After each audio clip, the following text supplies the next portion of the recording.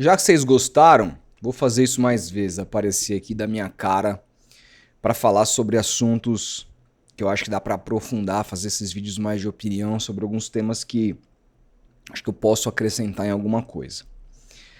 Bom, o Flamengo fez uma proposta oficial por Caio Jorge e o Cruzeiro negou essa proposta e estipulou um valor.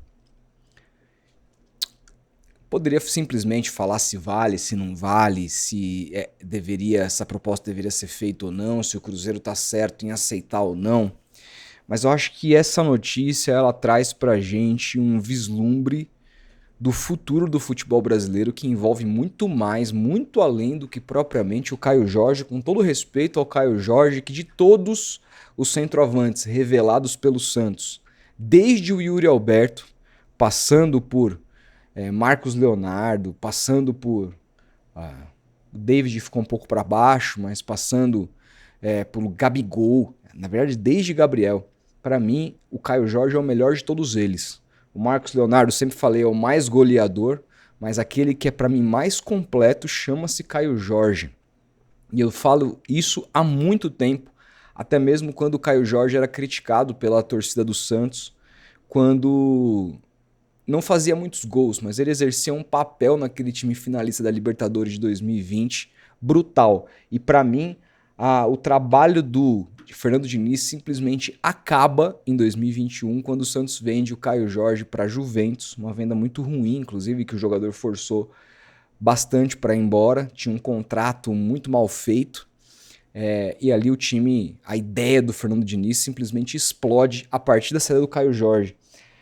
Então eu sempre fui um defensor muito grande do Caio Jorge e acho que é um jogador diferente. Sempre achei e continuo achando. A temporada dele no Cruzeiro não me surpreende em nada, porque acompanho o futebol do Caio Jorge há muitos anos. Tendo isso dito, o que essa proposta muda no futebol brasileiro ou o que ela indica que o futebol brasileiro pode mudar? É sobre isso que eu quero falar aqui, não antes de recomendar para vocês a Bet Nacional, Bet dos Brasileiros, patrocinadora do Futeboteco, patrocinadora do meu canal, patrocinadora de Vini Júnior, patrocinadora de Galvão Bueno, agora patrocinadora do Cruzeiro, estampará a parte master da camisa do Cruzeiro em 2026. Aliás, boas festas a todo mundo. Se você está pensando em se divertir esse ano, ainda até o final desse ano, com outros esportes, afinal o futebol parou, mas em 2026 já temos aí, dia 10, já temos campeonatos estaduais, eu recomendo sempre a Bet Nacional, porque trata-se da bet mais segura do país, né? Além disso, a única ressalva que eu faço quer dizer, uma das várias ressalvas que eu faço tenha um pouco de parcimônia para fazer esse tipo de brincadeira. Entenda que é uma brincadeira e não é um lugar para você ficar rico. É para você se divertir. Utilize um dinheiro que você tem sobrando, se tiver sobrando. Senão não brinca, deixa para um outro momento. E claro, uma brincadeira para maior de 18 anos. Dito isso, gente, feita a recomendação, vamos situar aqui essa história. O Flamengo fez uma proposta de 30 milhões de euros para contratar o Caio Jorge. Eu acho que é uma proposta muito boa e que condiz com o valor do jogador. De novo, fiz todos os elogios aqui ao Caio, mas é um jogador que já bateu e voltou da Europa, então, embora, deixa eu ver a idade dele aqui, Caio Jorge, quantos anos tem o Caio? Vamos ver se ele tem alguma possibilidade de voltar. Ele tem 23 anos, de repente ele pode ser uma revenda no futuro, mas vejo o Flamengo muito mais contratando qualquer que seja o jogador, pensando na parte esportiva, e com o Caio não vai ser diferente. Mas é um jogador que, em todo caso, bateu e voltou na Europa, um jogador que teve uma lesão gravíssima no joelho, e um jogador que agora consegue uma sequência que ele tanto esperou desde que ele saiu do Santos. A primeira sequência que ele consegue é justamente no Cruzeiro e já termina o ano como artilheiro do Campeonato Brasileiro, destaque do campeonato e tudo mais. Mas acho que o Caio Jorge não é também nenhum cracaço de bola que vai valer o que o Cruzeiro está pedindo, 50 milhões de euros. Imagino que 50 milhões de euros ou é para um jovem, mais jovem do que o Caio Jorge, né? Um cara com um potencial gigantesco. Vamos lembrar que o senhor Chelsea pagou 45 milhões no Estevão, cara, Na época que o Estevão tinha 17 anos, ele foi para o Chelsea com 18. Então são 15 milhões de euros a mais, nem uma diferença tão grande assim. Então, para o Caio Jorge, me parece que esse valor está bastante bem pago. As partes eventualmente podem negociar, etc. Mas o Cruzeiro tem uma postura de negar e pede 50 milhões de euros.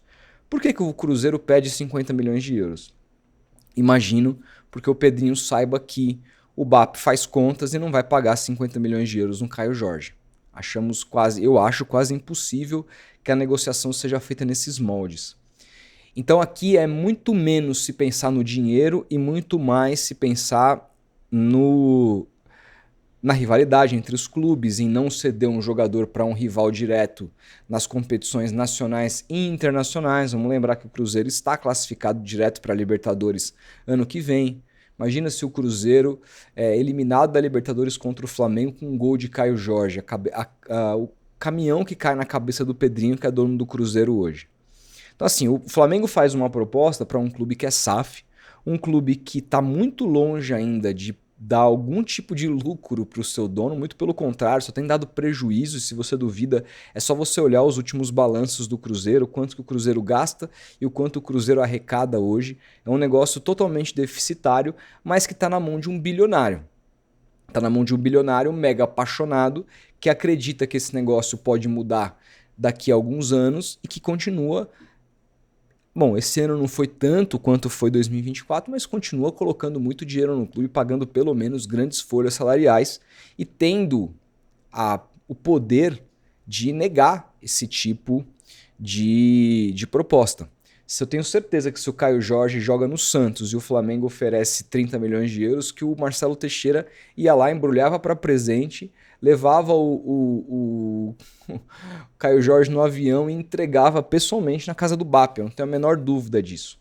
Mas por que essa proposta aqui ela nos diz muito mais do que só o valor e se o Cruzeiro vai aceitar ou não e tudo mais? Cara, eu acho que a gente está na iminência com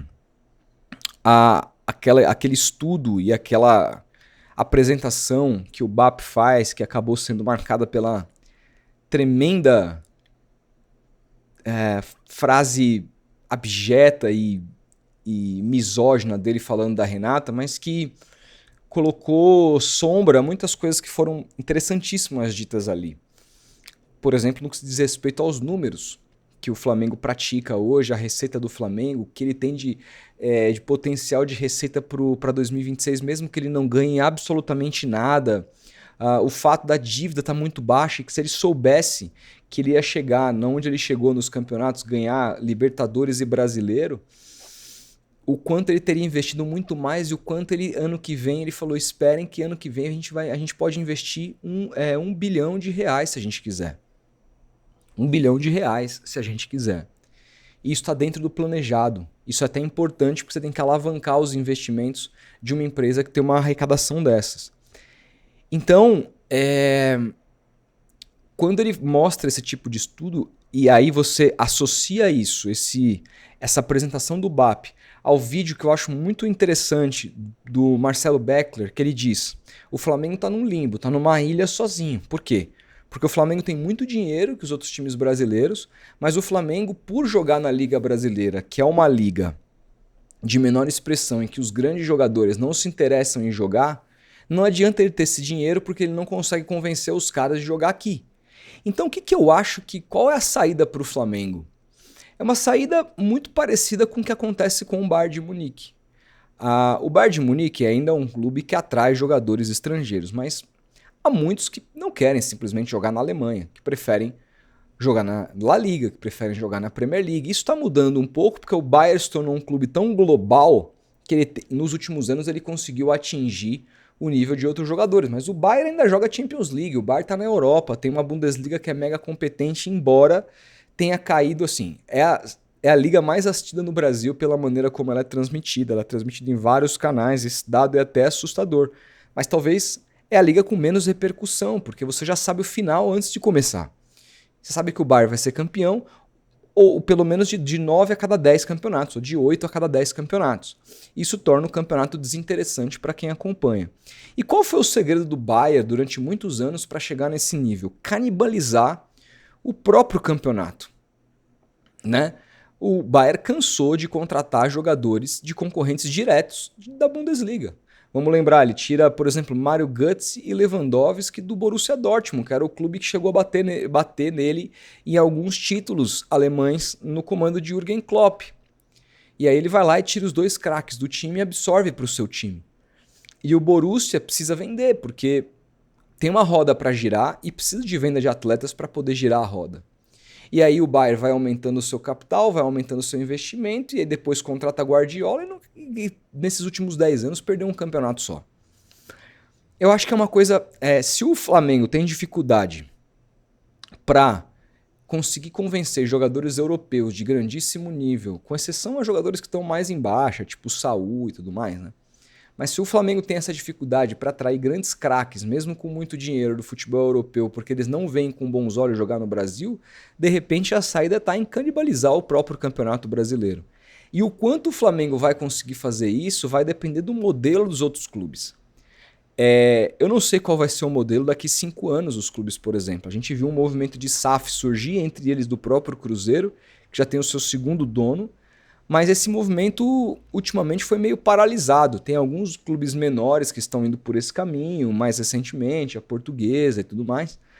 Mas clubes grandes paralisaram assim, as suas transformações em SAF. A gente imaginou que depois de Botafogo, Cruzeiro, Bahia, acontecesse um movimento, Vasco, né?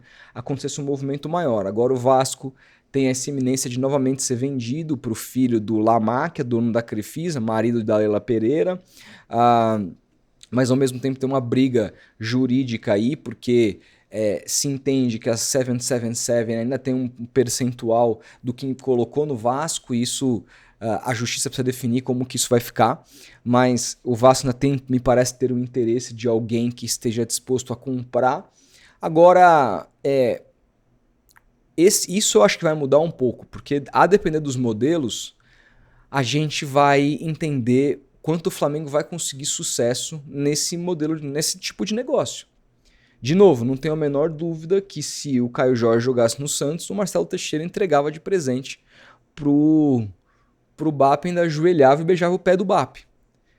Muito se falou, Brazão no Flamengo. Para mim, o melhor goleiro do campeonato foi o melhor goleiro do Campeonato Brasileiro. O Brazão quer ficar, etc. O Flamengo assinou com uma proposta de 8 milhões de euros. No dia que o Flamengo fala, quer saber, foda-se, vamos comprar o Brazão. Quanto você quer, Santos? Quero 15. O Flamengo paga e leva. E o Santos vai reforçar o time mais forte do futebol brasileiro e vai agradecer por isso. Coisas que não aconteciam antes. O Santos, antigamente, vendia para o Real Madrid, vendia para a Europa direto. Se você pegar aquela geração dos meninos de 2002 todos os jogadores que saíram foram direto para a Europa. O Alex foi para o PSV, o Renato foi para o Sevilha, o Elano foi para o Shakhtar, o Robinho foi para o Real Madrid, o Diego foi para o Porto, o Léo foi para o Benfica. Mais para frente, geração de Neymar e Ganso, etc., o Ganso foi um episódio que saiu aqui no mercado nacional porque teve uma briga, o Santos foi obrigado a liberar para o São Paulo pelo valor da multa, que era muito baixa ali. Teve uma questão, mas todos os outros jogadores foram vendidos para o mercado exterior, os jogadores jovens, né? Então, o André foi para o time Dinamo de Kiev, o Wesley, um pouco antes, foi para o Werder Bremen, o Neymar foi para o Barcelona, quem mais que foi vendido aí de menino? O Alexandro foi para fora também, não lembro que time que ele foi. O Danilo foi pro Porto, acho que o Alexandro também foi pro Porto. Então essa galera mais jovem foi toda vendida para fora. Você não precisava vender jogadores para rivais, para simplesmente municiar aquele time que pode te bater no campeonato que você está disputando com ele. Isso não acontecia, mas isso pode e deve acontecer no futebol brasileiro se os clubes não virarem SAF.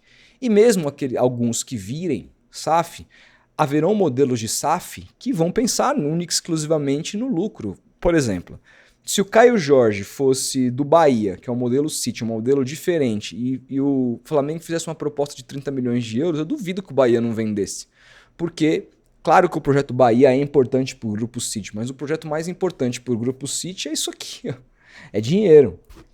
Não trata-se de o dono do Bahia não é um dono apaixonado, é o dono de uma empresa que está olhando o negócio macro como um todo. É diferente do modelo Pedrinho, por exemplo. Mas acho que, assim, isso só não vai acontecer se tivermos SAFs muito fortes, pelo menos nos 12 principais clubes do país.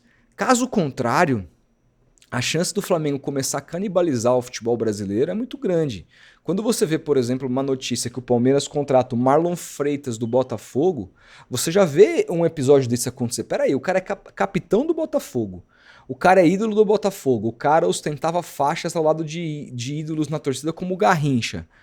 E aí o cara abre mão do Botafogo, que tá na pré-Libertadores ano que vem, para reforçar um rival que andou pegando no mata-mata o Botafogo, disputou o Campeonato Brasileiro pau a pau com o Botafogo 2 vezes, que o Botafogo eliminou em Libertadores recentemente também, em pleno Allianz Parque, com uma puta atuação do Marlon, inclusive. Aí o Marlon faz esse movimento de pedir a rescisão pro Botafogo para ir pro Palmeiras. Isso é porque é o Palmeiras, que assim tem um poder financeiro grande, muito, mas não chega próximo, pelo que a gente viu na apresentação, que o BAP colocou em termos de números que o Flamengo pode apresentar. Então, assim, quando eu fiz o outro vídeo, que eu tratei muito desses números e tudo mais, que eu falei, gente, acabou, é por isso. Porque acho que, já que o Flamengo não atrai interesse desses clubes europeus, ele vai acabar canibalizando o futebol brasileiro. Ou seja, se você, o São Paulo, nesse modelo associativo que é o São Paulo, o Grêmio, o Atlético hoje é SAF, mas o Internacional, nessa situação que o Inter tá, qual vai ser a força desses clubes se amanhã ou depois eles tiverem um jogador que não tem um interesse da Europa, cujo interesse está só interno aqui, mas é um cara que decide aqui, e o Flamengo vai para cima? Qual é o poderio financeiro desses clubes de negar? Falar, não vou aceitar porque é o Flamengo. Eu acho que as cifras vão chegar a tal nível que essas propostas vão se tornar irrecusáveis. E mais, os jogadores fazem pressão porque eles querem jogar no Flamengo. Eles querem. Porque jogar no Flamengo não representa para eles só estar num clube bem administrado, estar num clube com muita estrutura, que disputa todos os títulos e que ele tem chance de se destacar. O cara vai para o Flamengo, automaticamente assim, a rede social dele se multiplica, porque ele acaba sendo jogador de uma nação de mais de 45 milhões de pessoas no país. E isso o cara pensando até no negócio pessoal dele, as marcas que ele vai fechar, as propagandas que ele vai fazer, isso também é dinheiro. A gente pensa muito pouco sobre isso. Mas recentemente nós entrevistamos aqui o Danilo Avelar, ex-lateral do Corinthians, e que ele fala que ele veio de fora para jogar no Corinthians, numa época já ali que tinha jogado muitos anos na Europa, pensando já em parar. Eu vou jogar no Corinthians porque minha rede social vai ser ampliada, muito mais pessoas vão me conhecer e os negócios que eu tiver como um ex-atleta vão ter muito mais chances de dar certo porque eu vou poder fazer um marketing direto para muito mais pessoas do que eu poderia fazer se eu tivesse jogado num time de menor expressão, num time com menos torcedores. Então, tudo isso fecha a conta, cara. Então a chance da gente ver o Flamengo se transformando no novo Bayern de Munique do futebol brasileiro é gigantesca, cara. Absolutamente gigantesca. E isso é péssimo pro campeonato. Se a gente chegar num nível aqui que dos últimos 10 campeonatos o Flamengo ganhar que seja 7, eu não tô falando nem 8 nem 9, que seja 7 para o campeonato. E aí o torcedor do Flamengo fica bravo comigo. Ah, você fala isso, o Flamengo mereceu. Claro que o Flamengo mereceu. Se tem um clube que merece ter chegado nesse patamar pela política que teve de austeridade, de enfrentar os desafios como deveria, esse clube é o Flamengo. Mas primeiro, o Flamengo jamais conseguiria isso se não fosse a história que vem por trás de como surge a torcida do Flamengo, que é um outro papo, né? Isso aí o flamenguista não gosta de lembrar, né? Que a gente sabe muito bem como que o Flamengo desenvolveu esse número de torcedores ao redor do país. Mas o meu ponto é que, independentemente de merecer ou não se trata do Flamengo especificamente, se trata do futebol brasileiro, do campeonato. É ruim para qualquer campeonato de qualquer país do mundo se você tiver uma soberania de quem quer que seja. A competitividade é o que faz o campeonato cada vez ter mais potencial de crescimento. E isso, até num mercado ultra capitalista como é o norte-americano, eles acreditam. É por isso lá que os times que têm menor desempenho são os times que têm as principais escolhas de draft, ou seja, de melhorar o seu elenco com jovens prospectos, porque na cabeça deles, eles precisam dar equilíbrio e mudar o vencedor, porque isso faz a roda girar.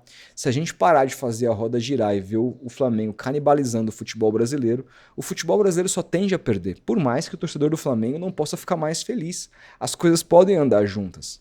O torcedor do Flamengo tem todo o direito de pensar primeiro no Flamengo do que no futebol brasileiro. Mas essa, como jornalista, não é minha função. Então a gente precisa colocar o dedo na ferida, que muito pouca gente coloca porque vai brigar com os caras, né? Muita gente. Tô cagando. A verdade precisa ser dita. E é isso. Quero saber o que vocês pensam. Aliás, gente, se vocês gostam desses meus vídeos de opinião, tenho um canal chamado Rodolfo Gomes. Vou deixar aqui o link para você clicar aqui. Gravei um último vídeo lá comentando uma polêmica que foi a renovação do Andrei Quintino, que revoltou parte da torcida. Ele é filho do jornalista Ademir Quintino. Coloquei o dedo na ferida com relação a algumas críticas que estão saindo por aí. Um vídeo bastante polêmico. Se você puder assistir, se inscrever no meu canal, me acompanhar também lá, vou agradecer todos vocês, embora seja um canal voltado exclusivamente para falar sobre o Santos Futebol Clube, tá? Recebo torcedores de todos os clubes lá com imenso carinho. Aguardo vocês. Um grande abraço, a gente vai se falando. Até o próximo vídeo.